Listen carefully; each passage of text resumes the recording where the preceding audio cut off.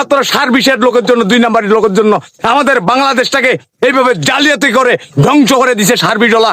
আসসালামু আলাইকুম দর্শক ভাই, এই যে কত সুন্দরভাবে সবুজ আমাদের ধান লাগানো হয়েছে।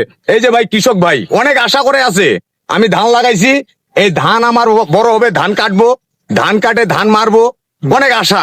কৃষক ভাই কি করছে, পাট বেচছে, পাট বিক্রি করে সার নিছে, বীজ নিছে, অনেক কিছু ভিটামিন নিছে। এর মধ্যে 2 নাম্বার সার চলে আসছে, 2 নাম্বার ভিটামিন চলে আসছে, 2 নাম্বার বীজ চলে আসছে। ফসলের আবাদের মধ্যে দেখা যাচ্ছে সার বিষের জন্য ফসলটাকে ধ্বংস করে দেওয়া হয়েছে। বীজ পাইনি ঠিক মতো, সার পাইনি ঠিক মতো, ভিটামিন পাইনি ঠিক মতো। আমি আশা করে আছি, আমার 1 বিঘা মাটি ধান লাগাইছি, আমার 1 বিঘা মাটিতে 25 মন ধান হবে, 25 মন ধান আমি 1 বছর মিলে বসে খাবো।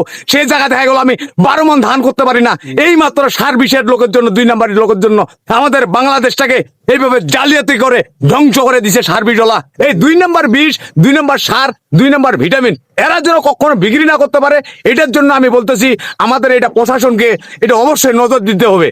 আসসালাম আলাইকুম।